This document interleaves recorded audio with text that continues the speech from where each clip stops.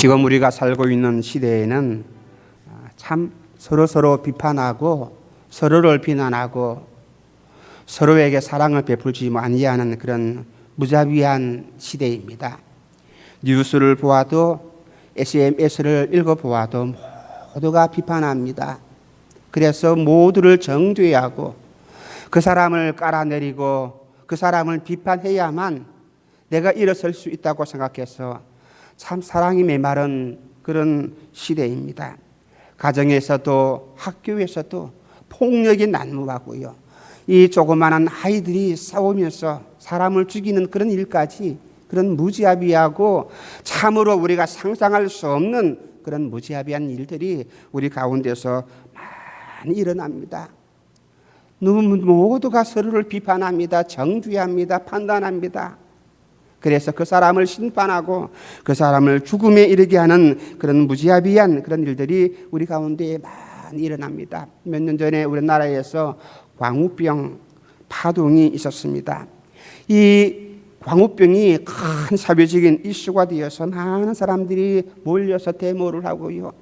아이들까지 유모차에 태우다가 나와서 데모를 하는 그런 엄청난 자비가 없는 그런 운동이 우리 앞에서 일어났습니다. 이 광우병 파동은 영국에서 시작되어서 프랑스, 독일, 스페인, 유럽을 넘어서 우리나라에까지 넘어와서 많은 사람들에게 두려움과 공포를 안겨다 주었습니다. 이 광우병은 말 그대로 소가 미쳐서 날뛰다가 죽는 병입니다.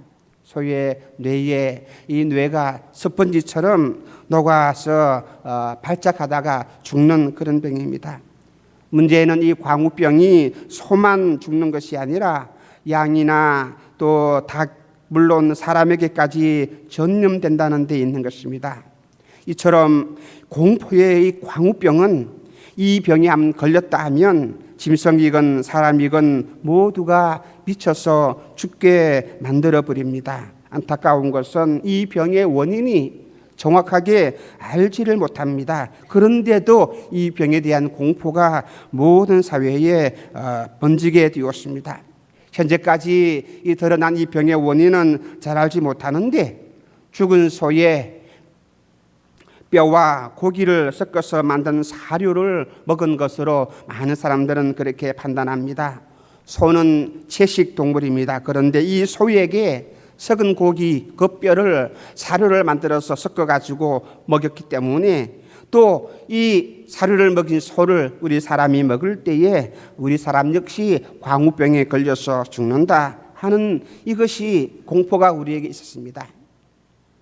이 광우병은 사람의 그 무자비한 그 모습을 우리에게 보였습니다. 소에게 죽은 뼈에 그 모든 것을 갈아서 소에게 먹이게 하는 그런 인간의 무자비함, 이것이 재앙의 화근이 되었습니다. 오늘 하나님 말씀에는 이렇게 말합니다. 야고보서 2장 13절 말씀을 보시겠습니다. 다 같이 읽도록 하시겠습니다.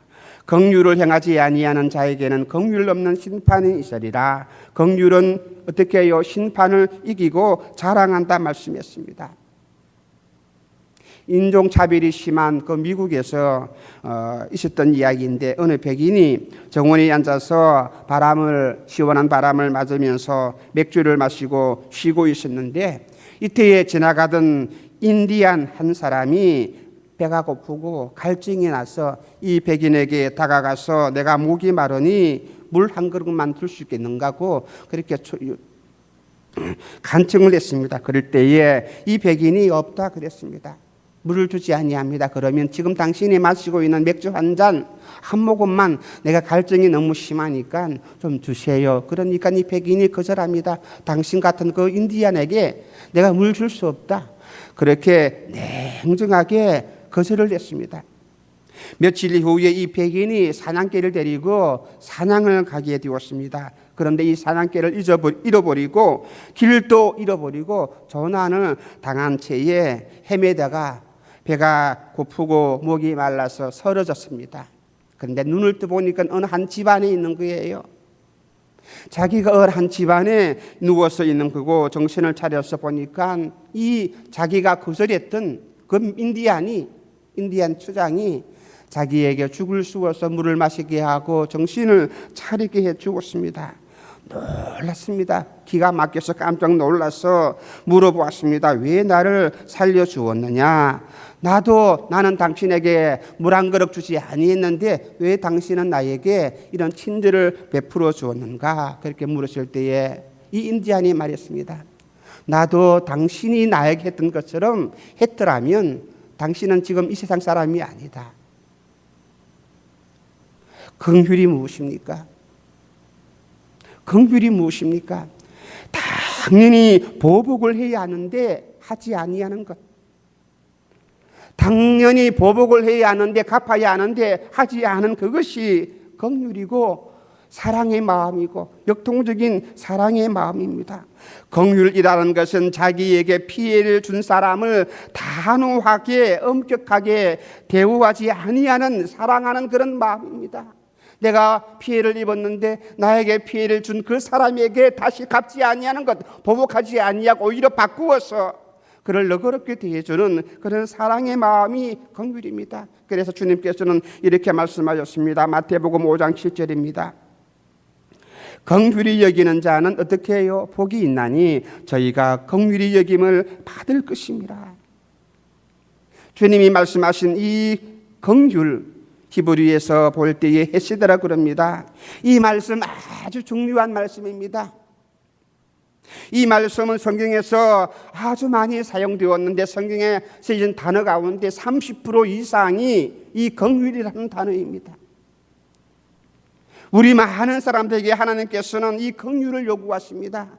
하나님의 사랑을 표현할 때에 성경에서는 이 긍휼이라는 단어를 사용을 하였습니다. 긍휼은 하나님의 속성 가운데서 대표적인 그런 성품이에요. 그래서 청교도 신학자 토마스 왓슨이라고 하는 사람이 있는데 이 사람은 긍휼을 이렇게 정의를 하였습니다. 사랑과 은혜와 긍휼은 하나님의 품속에서 나란히 살아가는 세 자매이다. 사랑, 은혜, 긍휼 세 자매다. 하나님의 마음이고 하나님의 성품이고 오늘 하나님께서는 저와 여러분들에게 이 하나님의 마음인 이 긍휼을 우리에게 말씀하고 있다는 사실입니다.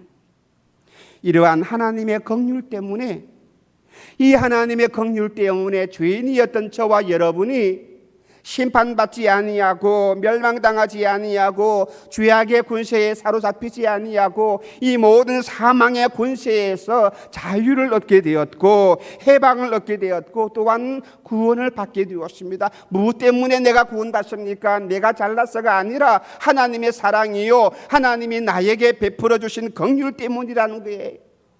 내가 하나님의 자녀가 된 것은 내가 하나님을 아바 아버지라 부를 수 있는 것 여러분 마음입니까? 절대로 안 그렇습니다. 여러분이 지금 이 시간에 찬송을 하면서 하나님께 기도하는 것 여러분의 의시로 되어진 것입니까? 아닙니다. 하나님의 사랑 때문이고 하나님의 긍휼 때문입니다. 내가 예수님을 믿는 것도 내가 교회에 다니는 것도 내 의지 때문입니까? 아니라는 거예요. 믿음도 하나님이 주신 선물이고 하나님께서 베푸신 사랑과 긍휼 때문에 내가 지금 이 한 자리에 앉아 있는 것입니다. 내가 구원을 받은 것, 내가 마귀의 종에서 자유를 얻고 주님의 종이 된 것, 이것이 하나님의 사랑이요 하나님의 긍휼이라는 것입니다. 에베소서 2장 4절부터 5절 말씀입니다. 다 같이 읽겠습니다. 긍휼에 풍성하신 하나님이 우리를 사랑하신 그 큰 사랑을 인하여 허물로 죽은 우리를 그리스도와 함께 살리셨고 너희가 은혜로 구원을 얻은 것이라 그랬습니다. 하나님의 긍휼과 하나님의 사랑으로 말미암아 이 사랑 때문에 이 긍휼 때문에 내가 구원을 얻었고 하나님의 자녀가 되었다는 사실입니다. 하나님의 사랑, 하나님의 긍휼을 힘을 입어서 구원을 받았습니다. 저와 여러분은 하나님께 사랑을 입은 사람이에요. 저와 여러분은 하나님의 긍휼에 빚진 사람이라는 것입니다. 따라합시다. 나는 빚진 사람이다. 그래요. 무엇이에요? 사랑에 빚진 사람이요 긍휼에 빚진 사람입니다. 하나님이 나에게 긍휼을 주었어요. 하나님이 나에게 사랑을 베풀었어요. 그렇다면 나는 이 사랑을 같이 한번 갚아야 합니다. 이 긍휼을 내가 갚아야 합니다. 하나님을 사랑하고 많은 사람들을 사랑으로 보살필 수 있는 그런 긍휼의 마음을 우리가 가지고 또한 실천해야 합니다. 이 풍성한 긍휼, 이 풍성한 사랑으로 말미암아 나 같은 죄인을 주님께서는 살려주시고 용서해 주었습니다. 나 같은 죄인 살리신, 찬송하시죠. 나 같은 사람이 무엇인데 여러분이 잘 알잖아요. 여러분 자신이 잘 알잖아요. 여러분이 나 같은 사람 무엇이 아버지 앞에 설 수도 없는 그런 종인데, 그런 죄인인데, 그런 미약한 사람인데 하나님은 나를 거절하지 아니하시고 나에게 오시어서 나를 사랑해 주시고 이것이 실감이 안 갑니까? 하나님이 나를 사랑해 주었다는 이 말이 실감이 안 갑니까? 아직 실감이 가지 않는다면 아직 여러분 더 기도해야 합니다. 하나님이 나를 사랑해 주셨기 때문에 이것이 느낄 때마다 얼마나 고맙고 놀랍고 감격스러운지, 여러분 높은 사람에게 인정을 받고 높은 사람이 나를 사랑해 준다는 것을 알았을 때 얼마나 기쁩니까? 우리나라의 최고의 권력자 대통령이 나를 알아주고 그 대통령께서 나를 사랑해 주었다면 얼마나 복된 일이고 얼마나 기뻐하겠습니까? 그런데 거기에 비할 수 없는 그 하나님의 사랑, 거기에 비할 수 없는 이 하나님의 긍휼이 내게 주어졌다는 사실을 우리는 깨닫지 못한다는 사실입니다. 나 같은 죄인을 살리신 주원의 놀라워. 내가 자녀가 되고 내가 예수님 믿는 사람이 되고 하나님의 은혜입니다. 하나님의 사랑입니다. 그렇기 때문에 우리도 이러한 하나님의 마음으로 긍휼을 베풀고 사랑을 실천할 수 있는 그런 사람이 되어야 합니다. 그런 인생을 우리가 살아가야 합니다. 긍휼의 삶을 살아갈 때에 우리는 참된 기쁨과 행복을 느낄 수가 있습니다. 내가 사랑을 베풀면서 살아갈 때에 하나님의 사랑을 알 수가 있고 진정한 행복과 참된 기쁨을 깨달을 수가 있다는 사실입니다. 로마서 8장 12절 말씀입니다. 함께 읽도록 하시겠습니다. 그러므로 형제들아, 우리가 빚진 자로 돼 육신에게 져서 육신대로 살 것이 아니니라 그랬습니다. 우리는 빚진 자이기 때문에 무엇의 빚진 자입니까? 사랑의 빚진 자입니다. 하나님의 사랑을 입은 자이기 때문에, 이런 빚진 자이기 때문에 내 육신대로, 내 욕심대로, 내 뜻대로 사는 것이 아니라 하나님의 마음대로, 하나님의 사랑을 실천할 수 있는 그런 사람이 되어야 합니다. 이런 믿음의 사람이 되시기를 주님의 이름으로 축원합니다. 마태복음 5장에 팔복이 있습니다. 산상수훈이라 그러죠. 팔복 가운데 이 팔복을 두 가지로 우리가 묵상할 수가 있습니다. 처음부터 네 가지는 대신관계, 하나님과 사람과의 관계를 말씀하고 있는 것입니다. 마지막 네 가지는 대인관계입니다. 사람과 사람과의 관계의 복입니다. 이 대인관계의 첫 번째 복이 무엇입니까? 긍휼입니다. 이 긍휼의 마음 하나님이 원하시고 또한 저와 여러분이 실천해야 합니다. 이 긍휼의 마음은 어떠한 마음입니까? 긍휼의 마음은 구원받지 못한 사람을 안타깝게 여기는 사랑의 마음이에요. 긍휼의 마음이라는 것은 구원받지 못한 사람들을 보았을 때에 내가 안타깝게 여기는 그런 사랑의 마음이 바로 긍휼의 마음입니다. 긍휼은 아버지 하나님의 마음입니다. 긍휼은 아버지 하나님의 마음입니다. 이 긍휼은 구원받지 못하고 죄악으로 인해서 죽어져가는 많은 사람들을 내가 보았을 때에 그 사람들을 불쌍히 여기는 그 뜨거운 사랑의 마음이에요. 죄인을 불쌍히 여기는 주님의 마음처럼 오늘도 하나님을 알지 못해서 아버지 앞에 나와 예배드리지 못하는 저 사람들을 보았을 때에, 그 사람들을 보았을 때에 내가 불쌍히 여기는 그러한 마음입니다. 저 사람 저렇게 살다가는 죽을 텐데, 지옥으로 갈 텐데, 저 사람이 저대로 살다가는 지옥에 떨어질 텐데, 이것을 생각할 때 얼마나 안타깝습니까? 내 아들이, 내 자녀가, 내 형제가 지옥으로 가는 그 길을 달려간다면 우리가 어떻게 하겠습니까? 가만히 있겠습니까? 아닙니다. 소리 질러서 그 발걸음을 멈추게 합니다. 거기로 가면 안 된다고. 방탕한 자녀들을 보았을 때 얼마나 안타깝습니까? 그 자녀를 보았을 때 우리가 얼마나 눈물로 그를 위해서 기도합니까? 그러한 마음입니다. 하나님을 알지 못하는 그 사람들이, 그 형제들이, 그 가족들이 아직도 주님께 예배드리지 못하고 주님을 섬기지 못하는 그것을 보았을 때에, 그걸 보았을 때에 마음이 안타까워서 불쌍히 여기는 그 마음. 예수님은 구원받지 못한 사람들을 너무나 안타깝게 했어요. 주님께서는 사람들을 볼 때마다, 아버지 하나님을 알지 못해서 죽어가는 사람들을 볼 때마다 주님께서는 사랑의 마음을 가졌습니다. 마태복음 9장 36절 말씀입니다. 다 같이 읽겠습니다. 머리를 보시고 어떻게 해요? 민망히 여기시니 이는 저희가 목자 없는 양과 같이 고생하며 유리하리라. 양은 목자가 있어야 합니다. 양은 지 혼자 살아갈 수가 없습니다. 양은 자기 혼자서 걸어갈 수가 없습니다. 꼭 목자가 있어야 합니다. 목자가 인도하는 대로 가야 합니다. 양에게는 목자가 있어야 합니다. 양에게는 목자가 있어야 합니다. 우리 인생에게, 저와 여러분에게 있는 하나님의 인도하심이, 나의 목자 되시는 주님이 있어야 합니다. 주님을 따라다녀야 그야 그 인생이 복된 인생이에요. 그런데 목자 없는 양같이 이리저리 헤매이고 있는 이 무리를 주님께서는 보시고 민망히 여기시고 불쌍히 여기시고, 이것이 주님의 마음이에요. 이 마음이 오늘 저와 여러분에게 있기를 주님의 이름으로 축원합니다. 예수님은 세상에서 하나님을 알지 못하는 사람들, 자기 고집대로 살아가는 사람들을 보실 때마다, 또 그 사람이 잘 살든지 못 살든지, 그 사람이 귀족이든지 천민이든지 노예든지 상관하지 아니하고 모든 사람들을 보실 때마다 하나님이 없는 그 인생, 하나님 없이 살아가는 그 사람들을 보실 때에 주님은 보시면서 심히 불쌍히 여겼습니다. 어느 정도로 심히 불쌍히 여겼습니까? 목자가 없어서 어디로 가야 할지 몰라서 뿔뿔이 흩어지는 그런 고생하는 그런 양처럼 보시면서 불쌍히 여겼습니다.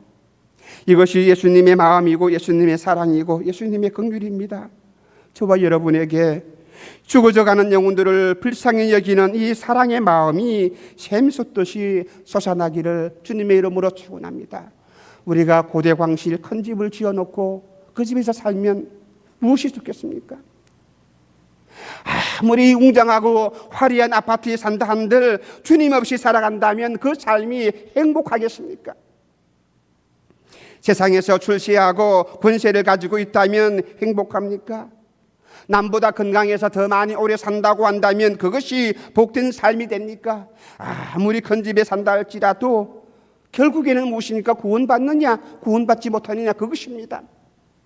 구원받지 못하고서 큰 집에 산다 한들 그 사람은 참으로 불행한 사람일 것입니다. 비록 초라하지만은 가난하지만은 움막에 산들 주님이 함께 한다면, 주님께서 사랑하시는 그 사람이라면, 주님을 섬기는 그 사람이라면 그 사람이 진정으로 행복한 사람입니다. 우리의 운명은 구원받느냐 구원받지 못하느냐, 이것입니다. 구원받지 못하는 사람 참으로 불행한 사람입니다.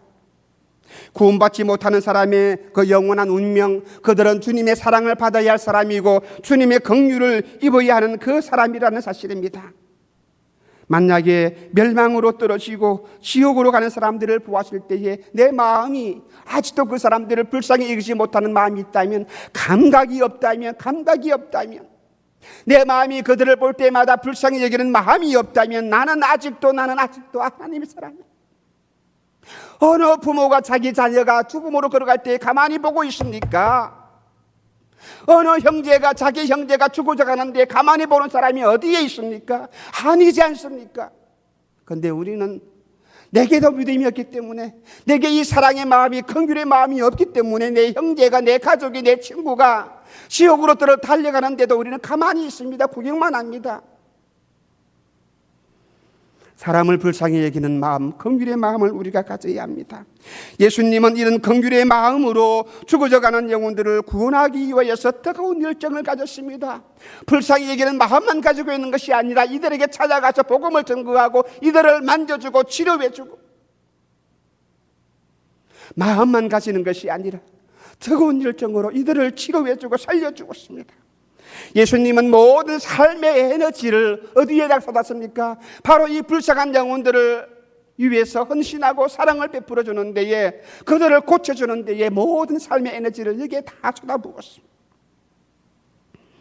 오늘 우리에게는 이런 숭고한 영혼의 사랑하는 마음, 긍휼히 여기는 마음 저도 없고요, 여러분도 없는 것 같습니다.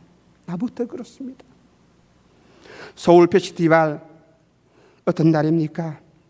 믿지 아니하는 형제들을, 하나님을 알지 못하여서 죽음으로 달려가고 있는 그 가족들을, 그 친지들을 하나님께로 인도해서 복음을 듣게 하고, 내가 그 친지들에게, 내가 그 형제들에게 잘 말을 못하니까, 내 말을 믿어주지 못할 테니까 한번 초청해서 하나님의 종으로부터 생명의 말씀을 듣게 하여 하나님을 알게 하고 구원을 받게 하고자 하는 그런 날입니다. 오늘 우리는 이 날을 정하면서 주님께 기도합니다. 여러분의 마음이 친지들에게, 여러분의 마음이 가족들에게, 하나님을 알지 못하는 그 사람들에게 사랑을 쏟고 불쌍히 여기는 마음을 가질 수 있는 믿음의 사람이 되기를 바랍니다. 그래서 이 날에 모든 사람들을 초청해서, 내가 아는 모든 가족들을 초청하여서 생명의 말씀을 듣게 하여서 그들로 하여금 하나님의 자녀가 되는 복을 받게 하는 그런 믿음의 삶이 되시기를 주님의 이름으로 축원합니다. 내 가족, 내 형제들이 지옥으로 달려가는데 이것을 보고서 또 불쌍히 여기는 마음이 없다면 나는 참으로 무자비한 사람입니다. 나는 참으로 무자비한 사람입니다. 그 가족이, 그 형제가, 내 아버지가, 내 친구가, 내 가족이 지옥으로 달려가는데 그냥 보고만 있다니요. 구원받지 못한 사람들을 불쌍히 여기며 안타깝게 여기고 민망히 여기는 긍휼이, 이 사랑이 우리에게 있어야 합니다.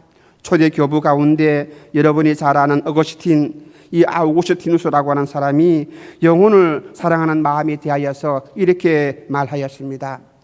우리가 영혼이 떠난 육신을 앞에 놓고 통곡을 한다면 하나님을 떠난 영혼을 놓고 어찌 눈물을 흘리지 않을 수 있겠는가? 내 형제가 죽었을 때에 우리는 슬퍼하면서 통곡하는데 하나님을 떠난, 하나님을 알지 못하는 그 사람들을 보고서도 통곡하지 아니하는 것. 저와 여러분이 도전을 받아야 하는 말입니다. 주님, 내 마음속에 구원받지 못한 그 사람을 불쌍히 여기는 예수님의 마음과 같은 그런 사랑, 이런 긍휼의 마음을 주시옵소서. 이렇게 기도하시면서 아버지 앞에 이 사명을 감당하는 믿음의 사람이 되시기를 주님의 이름으로 축원합니다. 긍휼의 마음은 고통을 당하는 사람들을 보았을 때에 안타까이 여기는 사랑의 마음입니다. 우리 모두가 공감을 하듯이 예수님의 본성은 긍휼 그 자체입니다. 그래서 예수님은 고통당하는 자들을 보았을 때에 특별히 긍휼히 여기어서 그들에게 다가가서 사랑을 베풀어 주셨습니다.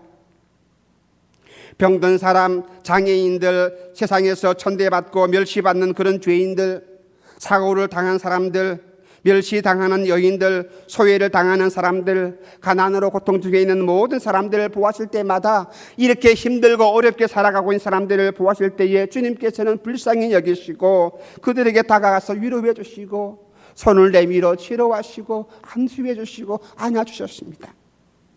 사복음서에 보게 되면 예수님께서 고통당하여 힘들어하고 있는 사람들을 불쌍히 여겼다, 이런 말들 참으로 많이 나옵니다. 불쌍히 여겼다, 민망히 여겼었다, 처근히 여겼었다, 안타깝게 여겼었다, 그런 말.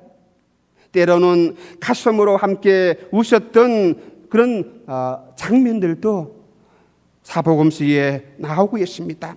예수님의 마음에는 긍휼의 마음으로 가득 차 있습니다. 사랑의 마음으로 가득 차 있었습니다. 그래서 병든 사람들을 보았을 때에, 슬픔에 가득 찬 사람들을 보았을 때에 다가가서 위로해 주고요, 멸시받는 사람들을 보았을 때에 그냥 지나치지 아니하시고 다가갑니다. 죽은 사람들을 보았을 때에 다가가서 아이야 일어나라, 죽은 자야 일어나라, 나사로야 일어나라. 주님께서는 그냥 보고만 가시지 않았습니다. 다가가서 안아주시고요, 치료해 주었습니다. 무엇 때문에? 주님의 마음이 그 연민의 정과 사람을 보았을 때에 불쌍히 여기는 이 마음이 가득했기 때문에. 이 긍휼이라는 말, 이 말은 원래 그 원어에서는 이런 뜻이 있다고 합니다. 그 사람의 피부 속으로 깊숙이 들어가서 그의 입장에서 이해하는 그런 마음이 바로 이 긍휼이라는 단어에 포함되어 있다고 합니다. 그 사람의 생각, 그 사람의 감정, 그 사람의 처지와 형편 속에 함께 동참해서 사랑을 나누는 것, 이것이 긍휼이라고 합니다. 함께 아픔을 나누고, 함께 사랑을 나누고, 함께 기쁨을 나누고, 함께 고통을 겪는 것, 이것이 영어에서는 아마 공감이라는 단어와 같이 생각할 수가 있습니다. 고통과 아픔, 슬픔, 기쁨 함께 공감한다. 저 장애인의 아픈 것, 저 육신의 질병, 내가 함께 아픈 것, 공감하는 것, 함께 느끼는 것. 그래서 로빈슨이라고 하는 성경 해석자가 긍휼을 이렇게 설명하였습니다. 긍휼은 다른 사람들과 공감하면서 바라보는 것이다. 그들과 더불어 느끼며 그들의 피부 속으로 들어가서 그들의 입장과 관점에서 인생을 바라보는 마음이다 그랬습니다. 긍휼이 무엇이라고요? 그들과 함께 공감하는 것, 함께 생활하는 것, 함께 느끼는 것, 이것이 긍휼이다. 그러므로 긍휼이라고 하는 단어를 다른 말로 표현해 본다면 동일시예요. 나와 너와 함께, 내 아픔 너 아픔 함께, 네가 겪고 있는 고통 나도 함께 겪고 있다. 함께 아파하고 함께 느끼면서, 그래서 하나님께 눈물로 기도합니다. 그 사람의 처지를 아니까 내가 눈물 흘립니다. 그 사람의 슬픔을 내가 아니까 함께 눈물 흘립니다. 옆에서 구경만 하는 것이 아니라 참으로 동정이기는 마음이 아니라 내가 느끼는 거예요. 내가 눈물 흘리는 거예요. 이것이 긍휼의 마음이. 주님은 그랬습니다. 주님은 그랬습니다. 죽어져가는 사람들을 보시고서 함께 우시면서 아이야 일어나라. 그 아이 엄마가 우는 것을 보시고서 너무나 안타까 여기였어. 다가가서 아이를 일으켜 주시고, 엄마의 슬픔을 아니까, 질병으로 고통당한 사람들이 그 아픔을 아시니까 주님께서는 다가가서 그 사람을 괴롭히는 귀신을 추방하게 하고 그 사람에서 쫓아내버립니다. 귀신을 추방할 때에 주님의 마음이 너무나 아파서 이 자녀를 괴롭히는 이 귀신을 너무나 저주해서 그 사람을, 귀신을 향하여서 저주하면서 쫓아내었습니다. 그 사람과 똑같은 형편에 처해보는 그런 구체적인 사랑의 표현이 바로 긍휼입니다. 말로 그냥 동정심이 아니에요. 함께 느끼는 아픔이에요. 함께 느끼는 고통이에요. 함께 느끼는 슬픔이라는 것입니다. 이 긍휼의 마음이 오늘 우리에게 있어야 합니다. 아이가 아플 때에 엄마 잠 못 이루지 못합니다. 내 아이 아플 때 잠 못 잡니다. 그렇죠?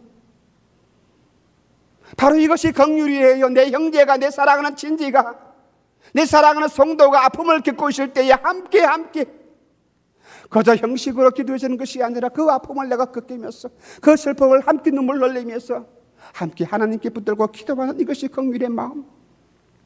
예수님은 너무나 우리를 사랑하시기 때문에 하늘에 계신 그 보좌를 버려두시고 성육신하였습니다. 우리 인간의 몸으로 오시었습니다.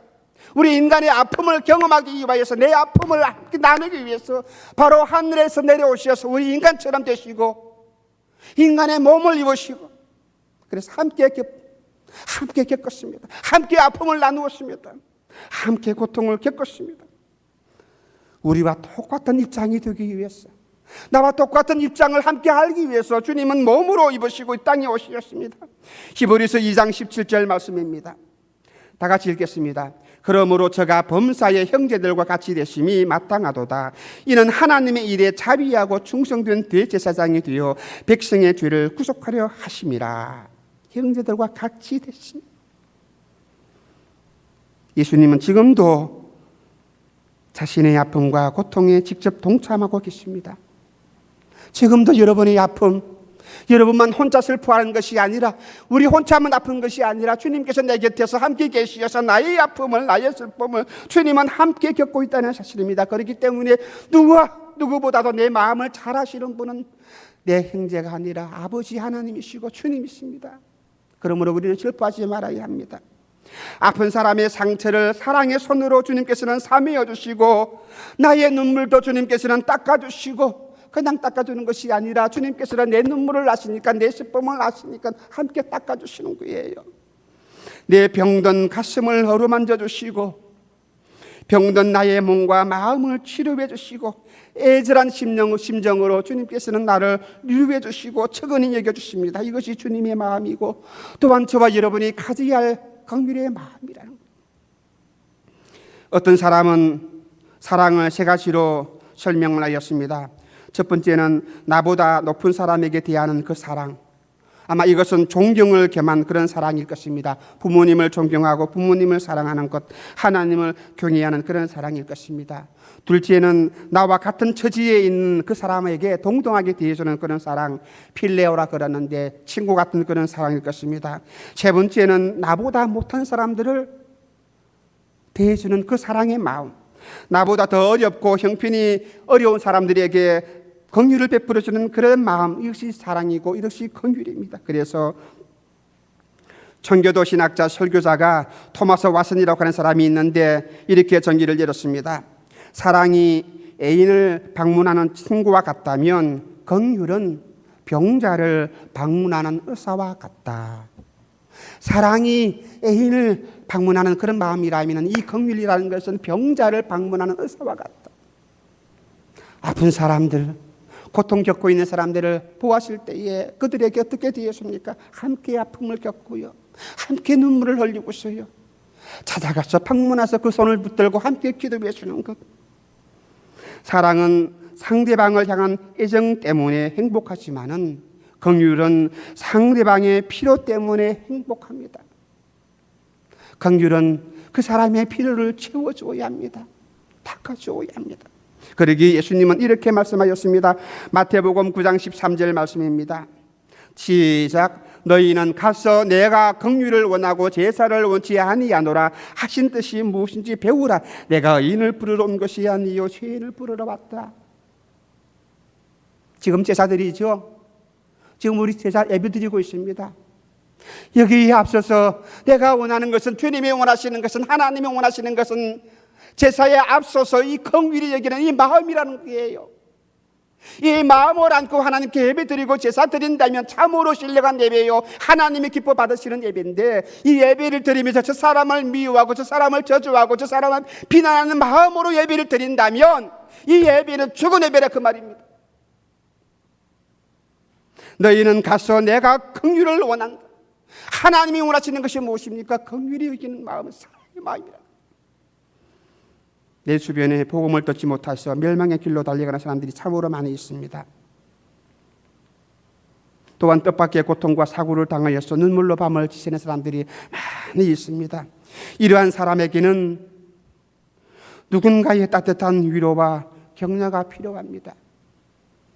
내가 찾아가서, 여러분이 찾아가서 주의 말씀으로 위로해주고 주님의 사랑으로 안아주고 주님께서 베풀어 주신 긍휼을 그들에게 전해주고 그들에게 알려주는 것, 이 주님의 마음, 다정한 손으로 그들에게 붙잡아 주었어.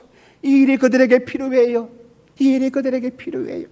나의 눈높이를 조금 낮추면 주변을 살펴보면서, 눈높이를 낮추어서 주변을 살펴보게 되면 긍휼이 필요한 사람들이 얼마나 많이 있는지 보게 될 것입니다.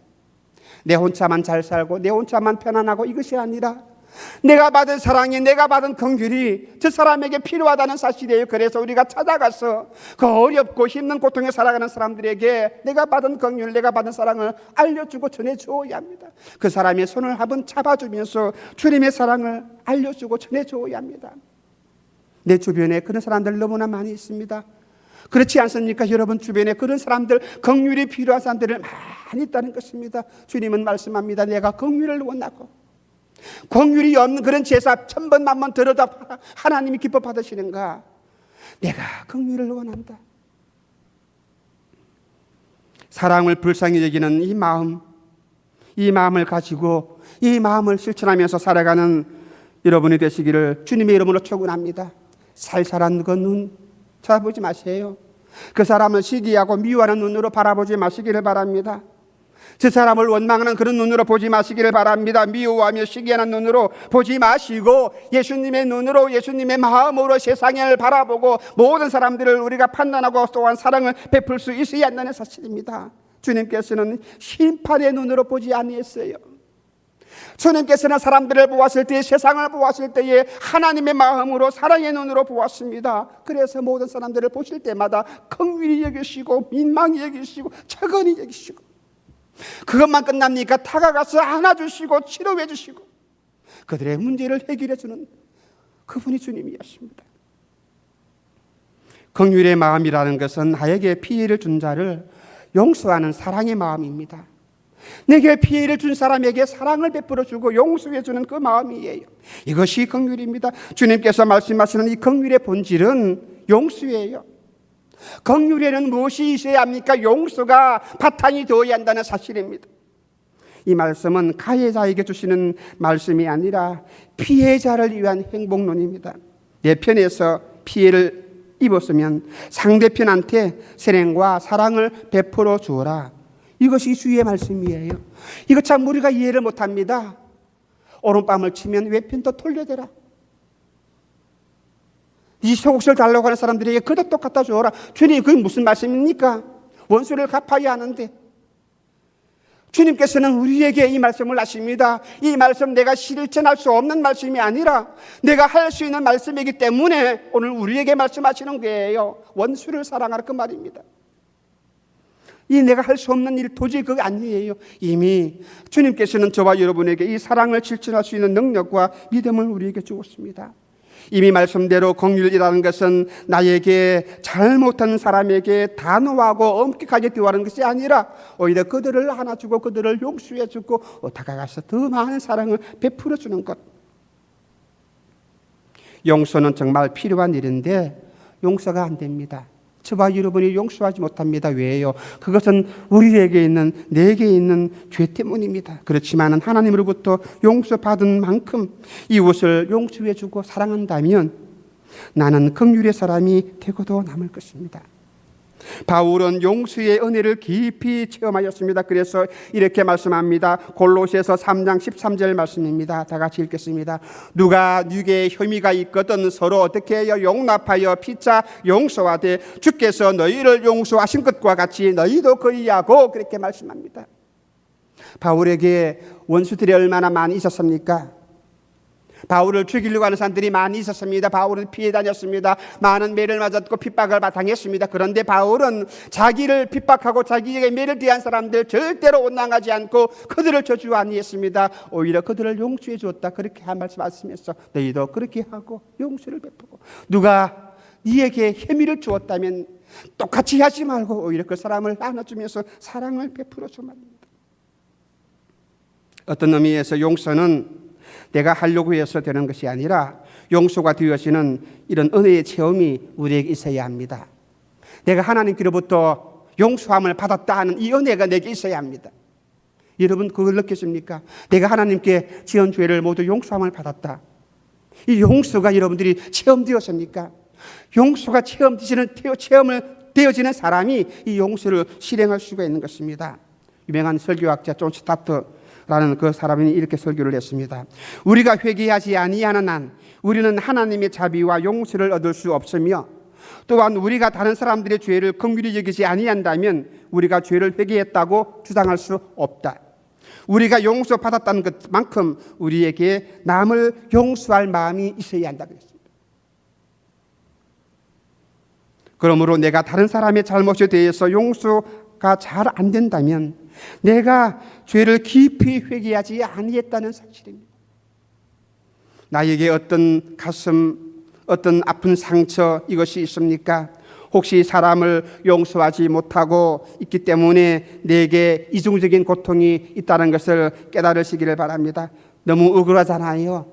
그것이 아닙니다. 그렇게 억울한 일이 있더라도, 상처를 받았다 할지라도, 내가 괴로운 일을 당한다 할지라도 우리는 그들을 용서해 주어야 합니다. 왜요? 내가 용서를 받았기 때문에. 내가 용서를 받았기 때문에 그렇습니다. 마태복음 6장 14절부터 15절 말씀입니다. 다 같이 읽겠습니다. 너희가 사람의 과실을 용서하면 너희 천부께서 너희 어떻게 과실을 용서하시려니와, 너희가 사람의 과실을 용서하지 아니하면 너희 아버지께서도 너희 과실을 용서하지 아니하시리라. 내가 용서받았기 때문에, 내가 사랑을 입었기 때문에 그 사람을 사랑하고 그 사람을 용서해 주어야 합니다. 어떻게 보면 내게 더 큰 죄가 있을 거예요. 그렇죠? 내가 용서하고 말고 아마 없을 거예요. 내가 오히려 용서받아야 할 것입니다.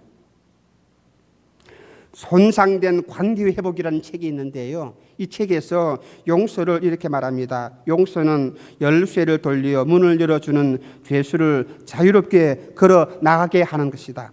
용서는 큰 글씨로 나는 아무 빚도 없다라고 쓰는 것이다. 용서는 법정에서 망치를 두드리며 무죄라고 선언하는 것이다. 용서는 너무나 높게 멀리 활을 쏘아 다시는 찾을 수 없게 만드는 것이다. 용서는 온갖 쓰레기와 잡동사니를 끌어모아 밖에 버려 집을 깨끗하게 청결하게 만드는 것이다. 용서는 배의 계류 장치를 풀어서 바다로 향하게 하는 것이다. 용서는 실험하고 있는 적수에 대한 목줄기를 풀어주는 것이다. 용서는 낙서가 적힌 벽을 지워서 새벽처럼 깨끗하게 만드는 것이다. 무엇을 말합니까? 다시 생각하지 않겠다는 것입니다. 다시 그 사람의 죄를 기억하지 않겠다는 것입니다. 그 사람에게서 잘못을 다시는 보지 않겠다는 것입니다. 예수님은 이렇게 우리를 용서해 주었습니다. 이렇게 저와 여러분들을 용서해 주시고 사랑해 주었습니다. 주님께서는 누구든지 다 용서해 주었습니다. 또한 완전히 용서해 주었습니다. 하나님은, 주님은 내 모든 죄악을 기억도 하지 아니하십니다. 내가 자백하고 내가 고백하고 내가 죄인임을 회개하면서 고백할 때에 하나님께서는, 주님께서는 내 모든 죄악을 기억조차 하지 아니하시고 깊은 바다에 빠뜨리신다. 다시는 내 죄를 주님께서는 기억하지 아니하시고 그것을 심판하지 않겠다는 것이 주님의 마음이요 하나님의 사랑입니다. 마지막 순간까지도 예수님은 용서하는 마음을 베풀어 주었어요. 누가복음 23장 34절입니다. 이에 예수께서 가라사대 아버지여 저희를 사하여 주옵소서 자기의 하는 것을 알지 못합니다 하시더라. 저희가 그의 옷을 나누어 제비 뽑을지에. 이 말씀 무슨 말씀입니까? 주님이 십자가에서 하신 말씀이에요. 십자가에서 죽으시면서 그 순간에도 그 밑에 있는 사람들을 용서하는 거예요. 자기를 십자가에 못 박는 그 사람들을 하나님 아버지, 저 사람들이 알지 못해서 하는데 저 사람들의 죄를 용서해 달라고 자기가 죽어가면서 그렇게 합니다. 예수님은 처음부터 마지막까지 용서하는 마음, 사랑의 마음, 긍휼의 마음을 우리에게 가르쳐 주었고 우리에게 보여주었습니다. 그리고 우리에게 말씀합니다. 서로 사랑하라, 긍휼을 베풀어라. 내가 너희를 사랑한 것처럼, 내가 너희에게 긍휼을 베푼 것처럼 너희 원수들에게, 너를 해하는 사람들에게, 너희를 핍박하는 사람들에게라도 원수 갚지 말고 사랑하고 용서해주고 긍휼을 베풀으라, 그 말이에요. 용서하지 아니하고 행복이 없습니다. 용서하지 아니하고는 내가 기쁨을 누리지 못합니다. 내가 상대방에게 사랑을 베풀고 긍휼을 베풀지 아니하고서는 참된 신앙의 기쁨을 알지 못합니다. 예수님께서는 그 마음속에 이 긍휼의 마음이 가득 차였어 이렇게 우리에게 말씀합니다. 긍휼히 여기는 자는 복이 있나니 저희가 긍휼히 여김을 받을 것이며. 복음수에서 8복 50번째 긍휼히 여기는 자가 복이 있나니, 그러면 그 사람도 긍휼히 여김을 받을 것이라. 여러분이 어떤 행복을 보장하고 있습니까? 긍휼히 여기는 마음은 내 마음이 아니고 하나님의 마음이에요. 하나님, 내 마음에 이 긍휼의 마음을 주시옵소서. 그럴 때에 내가 행복합니다. 긍휼히 여기는 자가 복이 있나니, 긍휼을 베푸는 사람이 기쁨을 누리고 복을 합니다. 그리고 긍휼의 복을 받게 되는 것입니다. 긍휼히 여기는 것은 하나님과 나를 연합시키고 주님과 나를 하나가 되게 하는 것입니다. 긍휼히 여기지 아니하는 것은 하나님과 나 사이를 멀리 갈라놓는 것입니다. 우리가 긍휼히 여기게 되면 하나님은 나를 보시고 나를 불쌍히 여기시고 또 나에게 많은 긍휼을 베풀어 줍니다. 마지막으로 잠언서 11장 17절 말씀입니다. 다 같이 읽겠습니다. 인자한 자는 자기의 영혼을 이롭게 하고 잔인한 자는 자기의 몸을 해롭게 하느니라. 긍휼히 여기는 자는 자신의 미래를 보장을 받아요. 긍휼이야말로 모든 보험과도 같은 것입니다. 행복을 보장받는 것입니다. 내가 긍휼을 베풀었을 때의 부메랑처럼 이 긍휼이 내게 내 손에 날라옵니다. 내가 긍휼을 날렸는데 이 긍휼이 내게 다시 날아오는 거예요. 주님께서는 우리에게 이렇게 말씀해 주십니다. 마지막으로 마태복음 6장 14절 말씀입니다. 시작. 너희가 사람의 과실을 용서하면 너희 천부께서도 너희 과실을 용서하시리라. 함께 한 마음으로 기도하시겠습니다.